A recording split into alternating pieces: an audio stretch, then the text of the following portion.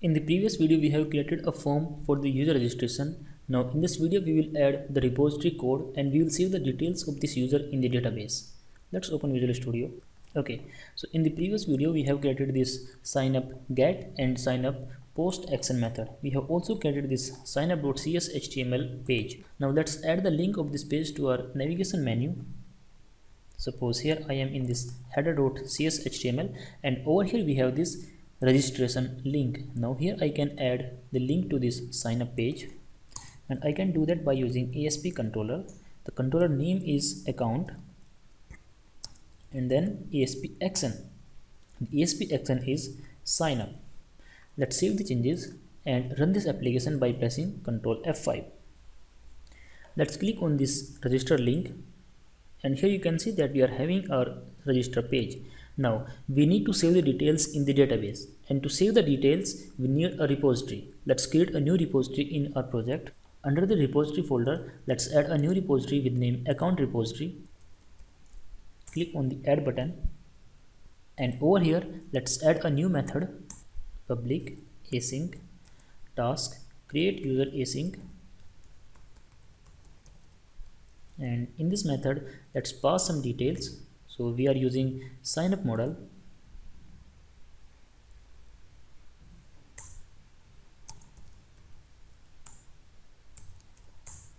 Let's generate the interface for this particular account repository. So right click on this name and use the quick actions extract interface. Let's click on the OK button. Perfect. Now in order to save the details we need to use the code that is provided by the identity framework. In identity we have two managers. First one is user manager and second one is sign in manager. These two managers are very important in order to work with the user details and to handle the authentication and authorization. As a first task I need to inject the user manager in this repository. So let's create a constructor and in this constructor let's inject the user manager. Inside this user manager we need to pass our user class. So right now we have not created any other user class. We are only using the class that is provided by the identity and the name of that class is identity user. So I will be using identity user over here.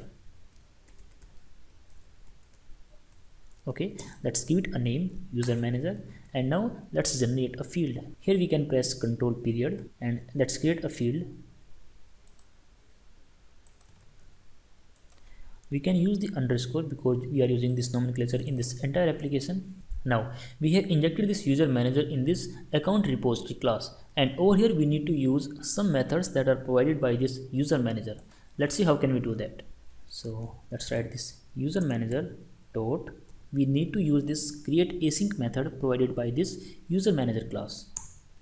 Okay, let's see what we got in this create async. Let's right click on this one and choose go to definition.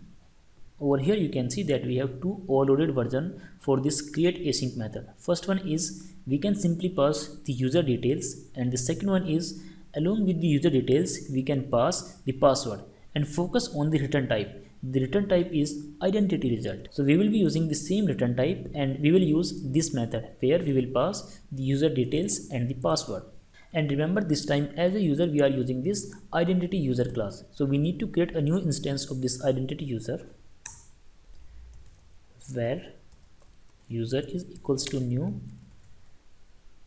identity user, and in this identity user we need to set few properties. What properties? Email. The email is available in this user model dot email property. I will be using this email as a username for this particular user, so I can also assign the same email in the username. Username is also user model dot email. So the instance of this identity user is created. Now we need to use the create async method, and in this create async method as a first parameter we need to pass the user details. So here it is user, and in the second parameter we need to pass the password. The password is available in user model dot password. Let's save all the changes and remember this is an async method, so we need to use await keyword over here. Okay, the return type of this particular create async method is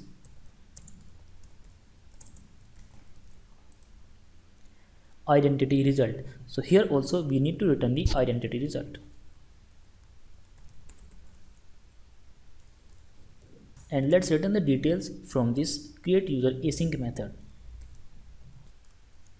Since we have updated the return type of this particular method, so we need to make the corresponding changes in the interface.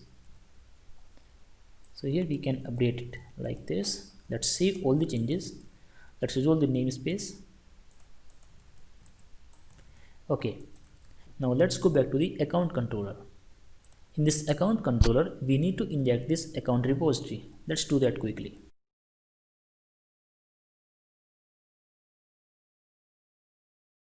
And before using this account repository, we need to register it into our startup class. Let's open the startup class. Here we have registered all the repositories, and by using this add scope method, I will register this iAccount repository.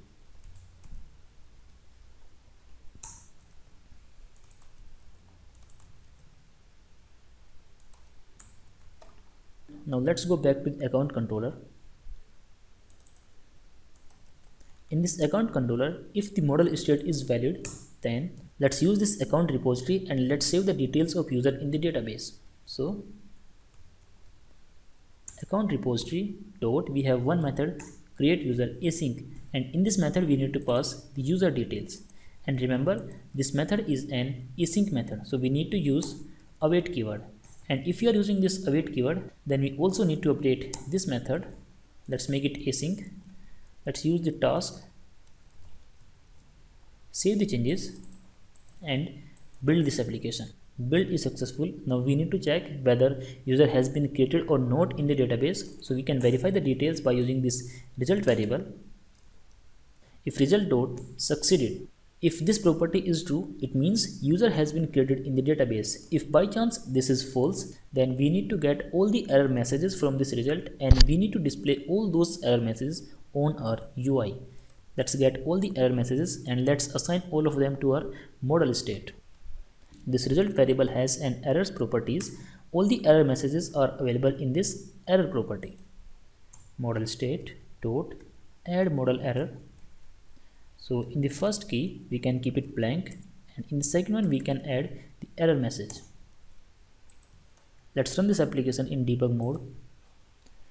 Let's remove this breakpoint, click on the continue button, click on the register link. Here let's enter some details. Suppose I'm writing test@gmail.com. Then let's enter a password. Suppose I'm writing test@123. T is in the caps and then est@123. Here also let's add the same password, T in the caps, est@123. Let's click on the create button, and before that let's put a breakpoint into our controller action method. Let's click on the create button. We have all the details in this user model. So here you can notice that this is the password test@123 and this is the email test@gmail.com. Now you can press F10 button from your keyboard, or you can use this button from this Visual Studio. The model state is valid. Now we can click on the F11 button. Okay, let's click on the F10 again. F10 again, click on the F10.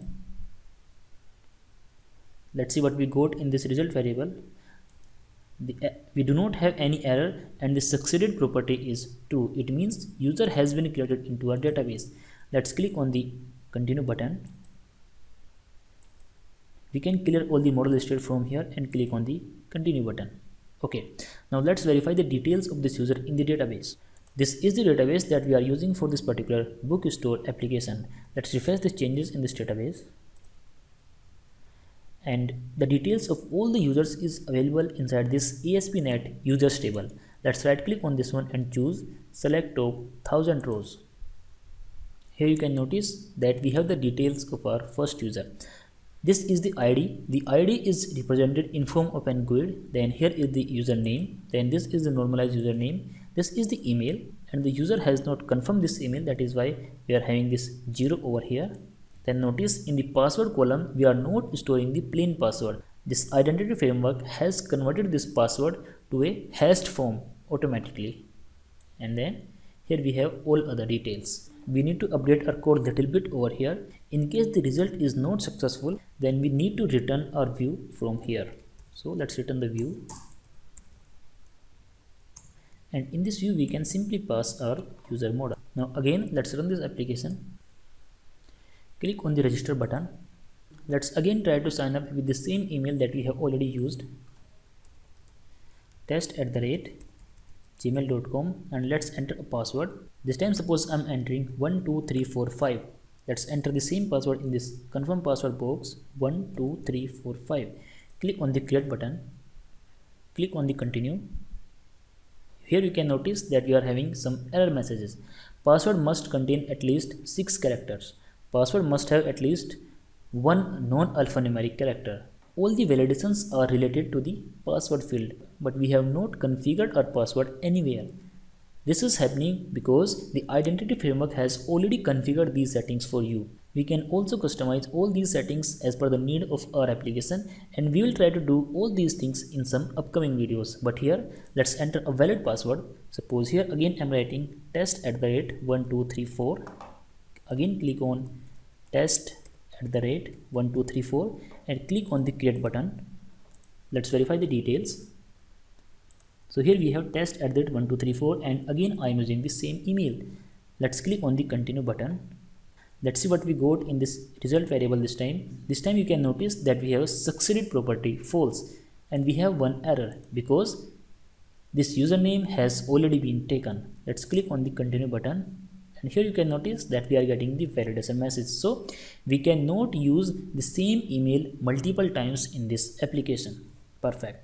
Now suppose I want to store some more details in this ASP.NET users table. For example, first name and last name. In the next video we will understand how can we modify this ASP.NET users table and how can we add the custom fields to this particular table. That is all in this video. Thank you for watching. Have a great day.